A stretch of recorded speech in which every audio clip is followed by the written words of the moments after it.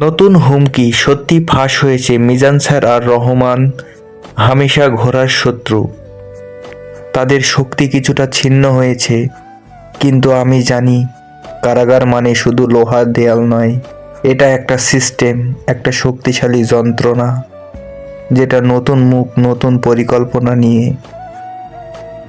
আবারও চালু হতে পারে। আমি শহরের আকাশের নিচে দাঁড়িয়ে আছি। কালু ভাই পাশে নীল ক্যামেরা ধরছে, পেনড্রাইভ, তথ্য আছে, সমস্ত তথ্য। হঠাৎ ফোন বাজলো, পরিচিত নাম নেই, শুধু এক বার্তা। তুমি বেঁচে আছো আর সত্যি ছড়িয়েছি, কিন্তু আমরা এখনো লক্ষ্য করেছি প্রস্তুতি থাকা কারাগার কেবল শুরু। আমি ফোনটা ছেড়ে দিলাম, হৃদয় জোরে ধুকপুক করছে। কালু ভাই কেঁদে হাতে রেখে বলল, এখনো শুধু শুরু। তাদের ক্ষমতা এখনো শেষ হয়নি। তুমি আর আমি সত্যিকে বাঁচাতে আরো লড়াই করব।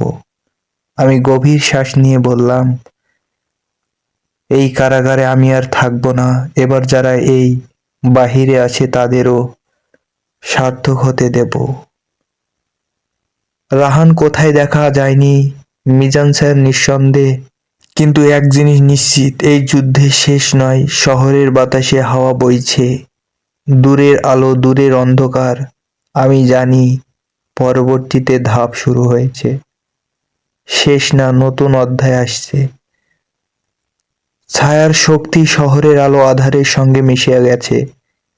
আমি, কালু ভাই আর নীলা একটা পুরনো অর্ধনিশীথে ভবনের পাশে দাঁড়িয়েছি, পেনড্রাইভ হাতে ধরে।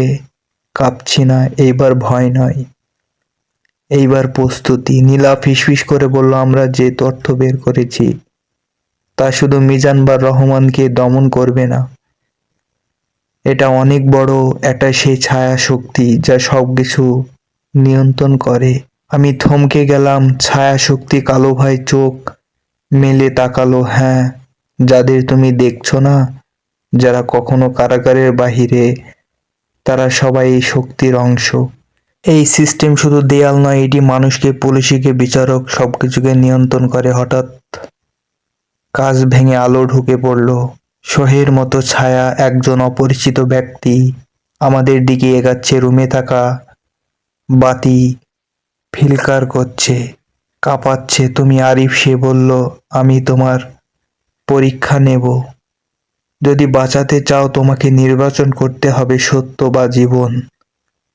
আমি গ্রাস করলাম পেনড্রাইভ। রায়হান কোথায়? নেই। মিজান স্যারের ছায়া দূরে, কিন্তু এই নতুন মুখ জানে সব। আমি নিজেকে সংকুচিত করে ফেললাম। আমি সত্যি বাঁচবো? এই কারাগার আর কখনো কারোর জীবনে চুরি করতে পারবে না। মহিলা ধীরে হাসল। তাহলে প্রস্তুতি হও, এইবার লড়াই শুধু কারাগারের নয়, এটি শহরের, দেশের, আমাদের সবার জন্য। কালুবাই হাত চেপে ধরল। আমরা এক নয় আরিফ, তোমার পাশে সব সময়। ছায়ার শক্তি যাই বলুক, আমরা থামবো।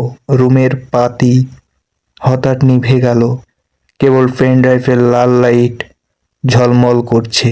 আমি গভীর শ্বাস নিলাম। এবার শুরু। আমি বললাম, এই কারাগারে আমি আর থাকবো না। এবার ছায়ার শক্তিও শিকল ভাঙবে।